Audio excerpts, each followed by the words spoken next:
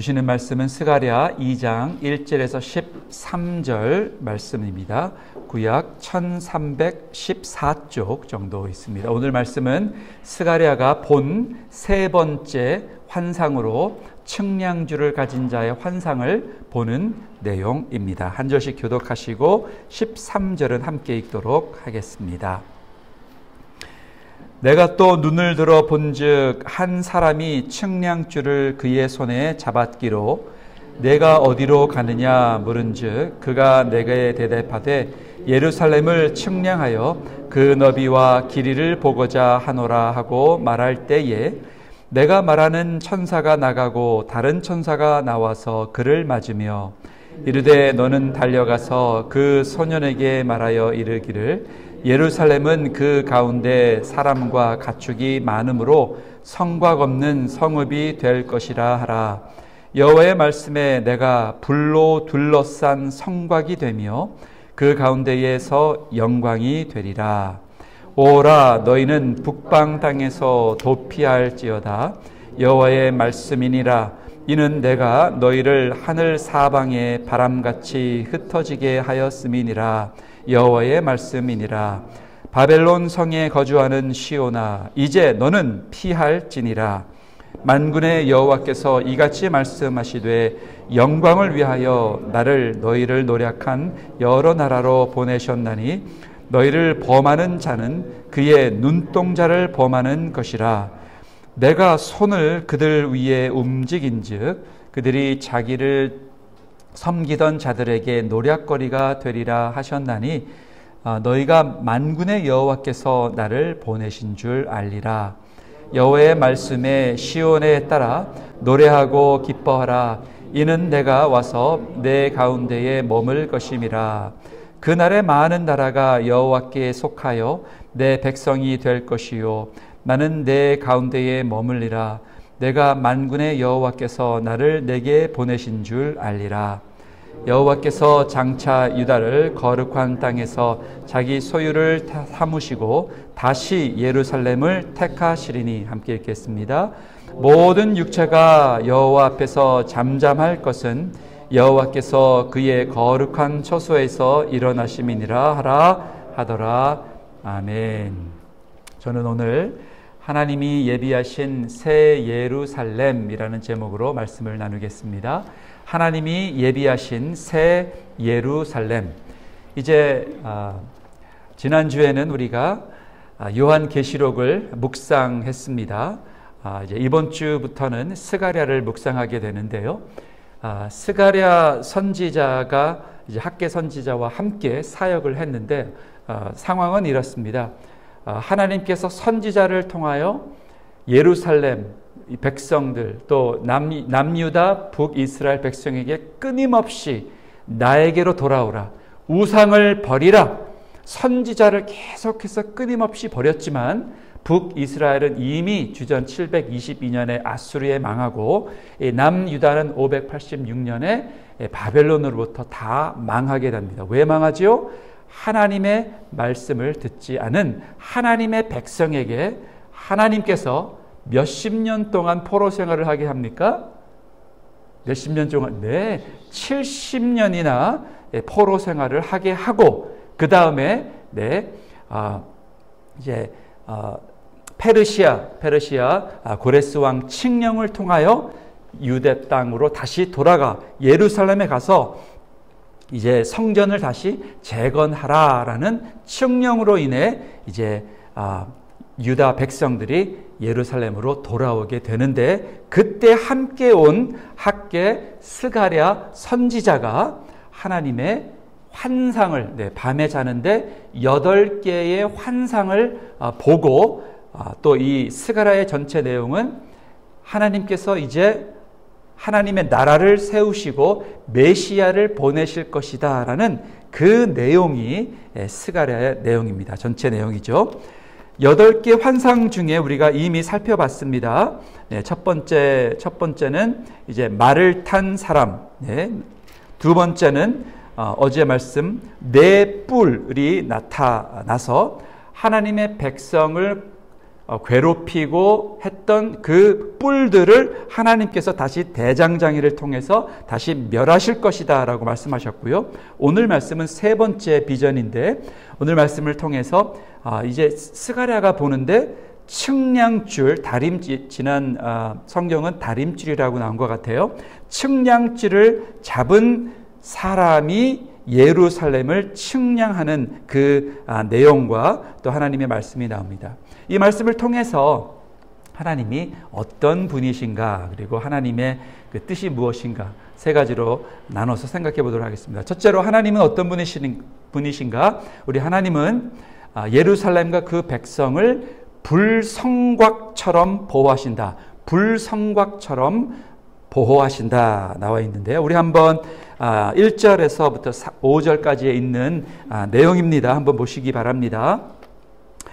내가 눈을 들어본즉 한 사람이 측량줄을 그의 손에 잡았는데 당신 어디로 갑니까? 물으니까 나는 예루살렘을 측량하여 그의 너비와 길이를 보고자 한다. 내게 말하는 천사가 나가고 다른 천사가 또 나와서 그를 맞았습니다. 이르되 너는 달려가서 그 소년에게 말하여 이르기를 예루살렘은 그 가운데 사람과 가축이 많으므로 성곽 없는 성읍이 될 것이다.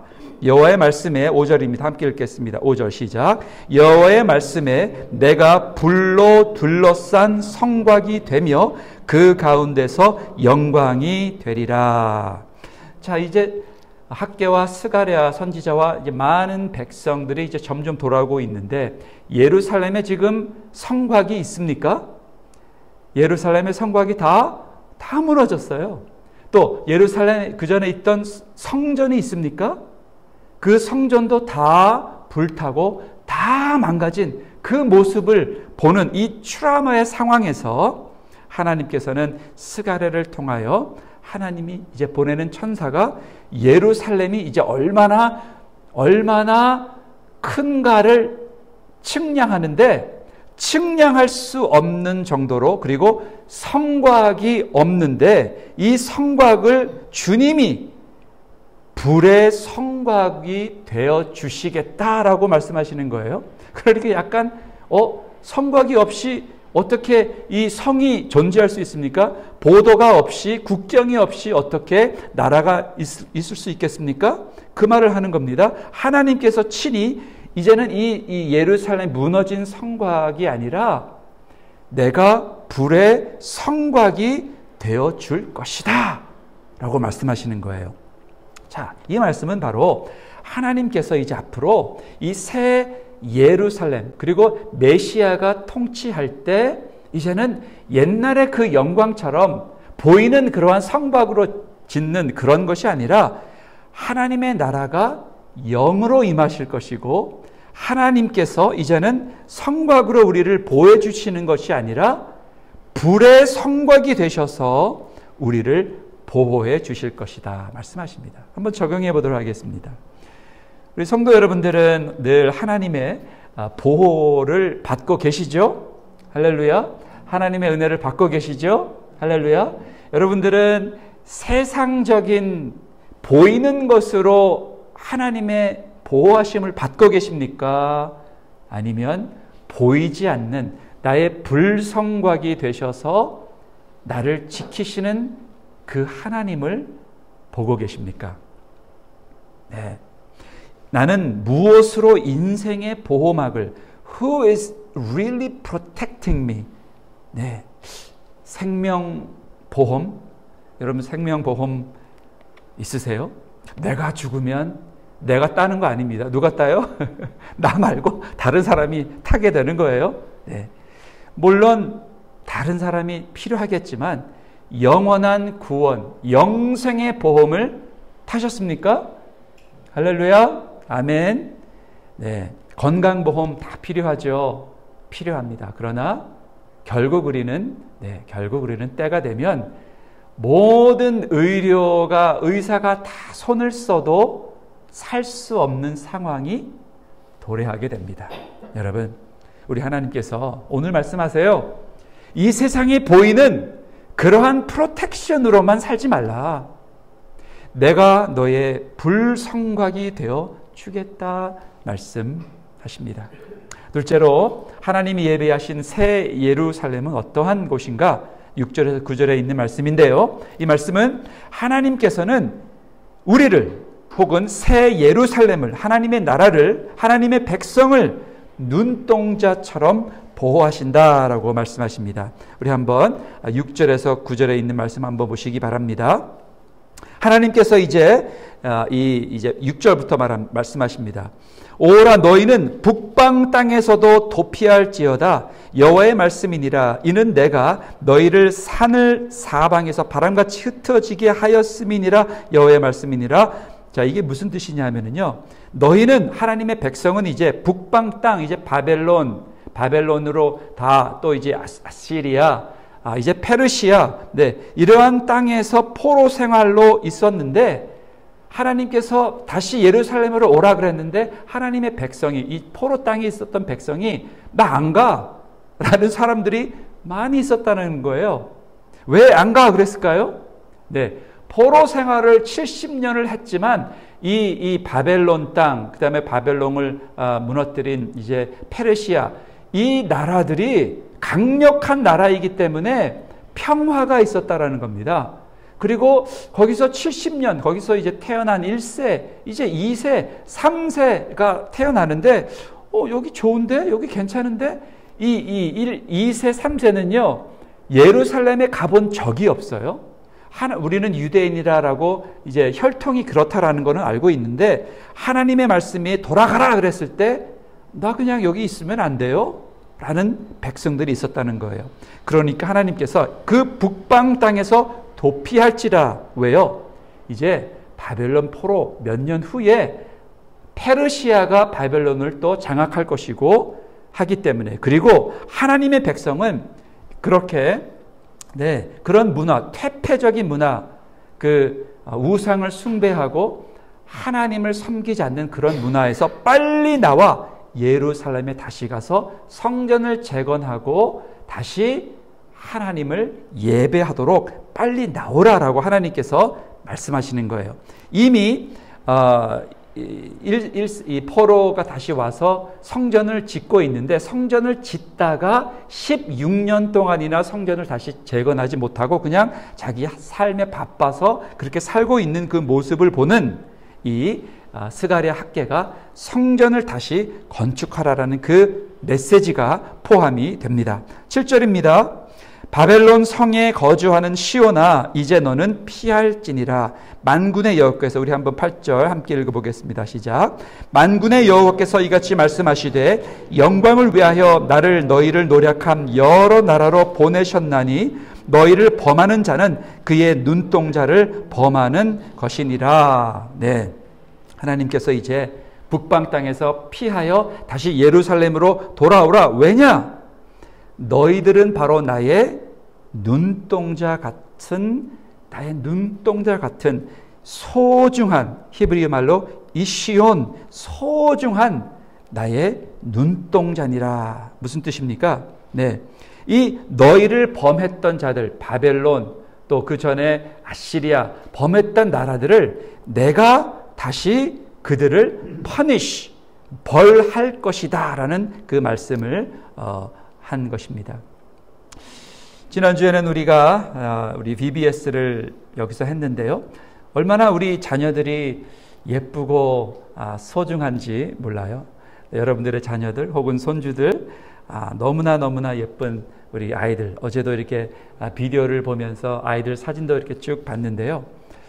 여러분, 한국말에 이런 말이 있죠. 내 눈에 넣어도 아프지 않을 내 새끼, 내 자식. 그렇습니다.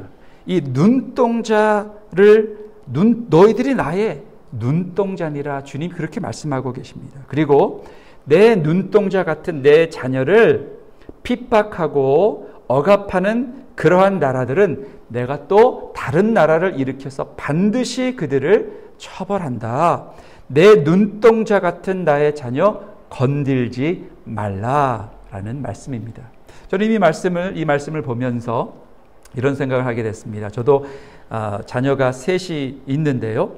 이 자녀들 어렸을 때 사진들을 보면 와, 진짜 너무너무나 귀엽고 귀해요. 그런데 얘네들이 조금 커가면서 티네이저가 되면서 아빠 엄마에게 말도 좀 잘 안 듣고 대꾸도 좀 하고 거짓말도 좀 가끔 막 슬슬 하고 그러면 너무 많이 힘들고 그냥 얘네들을 어떻게 정신을 바짝 차리게 뭘 좀 이런 생각이 있지만 네.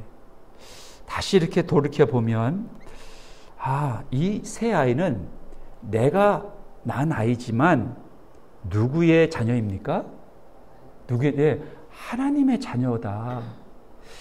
근데 하나님의 자녀를 내가 왜 함부로 했을까? 내가 왜 함부로 말하고 함부로 벌하고 함부로 적이 좀 있었거든요. 하나님이 말씀하십니다. 너는 네 삶도 네 거가 아니야. 내가 너에게 생명을 줬기 때문에 내가 태어난 거야. 맞죠, 여러분? 또 우리의 부모님, 우리의 자녀, 우리의 배우자 또 내가 잘나서 하나님이 주신 게 아니라 은혜로 주시고 또 우리가 자녀를 하나를 낳건 셋을 낳건 뭐 열을 낳건 이 모든 자녀들은 하나님이 잠시 우리에게 잠시 맡겨서 잘 키워서 하나님의 자녀로 잘 키워다오 하고 우리에게 맡겨주신 하나님의 선물이다라는 것이죠. 그러므로 오늘 말씀을 통해서 우리 하나님께서 우리를 그렇게 돌보시고 눈동자처럼 우리를 생각하신다라는 그 말씀을 기억하시기를 주님의 이름으로 축원합니다.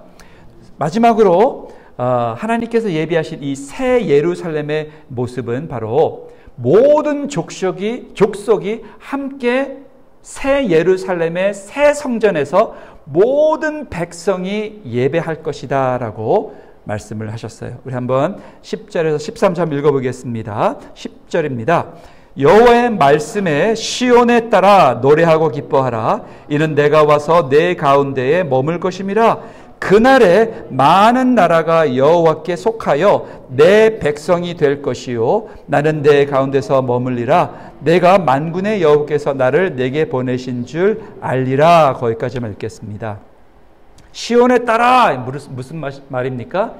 내 시온에 따라 예루살렘에 따라 내 자녀들아 하나님의 자녀들아 라는 말입니다. 노래하고 기뻐하라. 이는 내가 와서 이제 직접 누가 옵니까? 하나님이 오십니다. 누가 오십니까? 예수 그리스도가 오셔서 이제 메시아가 오셔서 그들 가운데 임할 텐데 그날에라는 말이 참 해석이 그날에 바로 하나님께서 새 예루살렘을 다시 만드시고 교회를 만드시고 주님을 보내시고 이제 구원에 완성하는 그 날에 그리고 앞으로 새 예루살렘 우리 지난주에 보았던 계시록에 나와 있던 이 새 예루살렘 바로 그 날에 그러니까 두 가지입니다. Already but not yet. 그 날은 이미 우리에게는 2000년 전에 임한 것이고 앞으로 우리에게도 새 예루살렘에 임하는 그 날에 그렇게 해석할 수 있습니다. 그 날에 많은 나라가 여호와께 속하여 내 백성이 될 것이다. 이 말은요 무슨 뜻이죠? 이제는 이 새 예루살렘 새 성전에서는 유대인 혈통만 나와서 하나님의 백성이 되는 것이 아니라 모든 나라가 하나님의 백성이 될 것이다 라는 말씀입니다. 자, 이 말씀은 아마 유대인들은 좀 약간 이상했을 거예요. 아니 하나님의 성전에서 왜 다른 나라 이방인들이 와서 감히 예배를 드려? 유대인들만 예배 드려야지? 그랬을 거예요. 그러나 여러분 이 말씀은요 이미 이사야에서도 말씀하셨고 이미 창세기 13장 12장 3절에도 이미 하나님이 말씀하셨어요. 우리 창세기 12장 3절에 땅의 모든 족속이 너로 말미암아 복을 얻을 것이라. 땅의 모든 족속이 너로 말미암아, 아브라함으로 말미암아, 그리고 아브라함의 후손으로 말미암아 모든 사람이 복을 누릴 것이다 라고 말씀하셨습니다. 대학교를 나오고 이제 신학생 이제 2년 차에 저는 다시 제가 다니던 대학교에 가서 캠퍼스 전도사로 사역을 하게 되었습니다. 그때 제가 섬겼던 이 캠퍼스 사역 이름이 Korean Campus Mission, KCM이었습니다. 한 10명 네, 정도 이렇게 작은 숫자가 와서 함께 예배하는데요. 뭐 중국 사람들도 왔고 남미 친구들도 왔어요. 그리고 아르메니안 또 주위시랑 코리안이랑 혼혈된 자매도 왔었고 흑인, 백인, 월남인 네, 많은 인종들이 왔어요. 그런데 우리 그룹 이름이 뭐였어요? 코리안 캠퍼스 미션이었어요. 그래서 야, 이건 좀 이상하다. 그래서 이름을 바꿨어요. 크리스천 캠퍼스 미션. 이름 잘 바꿨죠? 네. 왜요? 복음은 누구나 다 들어야죠. 그리고 하나님의 백성은 코리안만이 아니라 모든 민족이 다 하나님의 백성이 될 자격이 있지요. 바로 주님께서는 이제 포로 생활을 마치고 70년 생활을 마치고 돌아온 백성에게 새로운 비전을 주시는데 이 새로운 비전은 이미 창세기부터 하나님의 뜻을 이루는 비전입니다. 뭡니까? 교회는 자기 민족들만 모여서 민족성을 이루는 그러한 공동체를 넘어서야 된다는 거죠. 앞으로 우리 맥클린 한인 장로교회도 맥클린의 주위에 있는 한인은 물론 다른 모든 민족들에게 열려있는 그러한 교회가 되어 학계 선지자가 보았던 이 측량줄을 잡은 이 비전이 이루어지기를 축원합니다. 하나님께서 우리의 불성곽이 되어서 보호해 주십니다.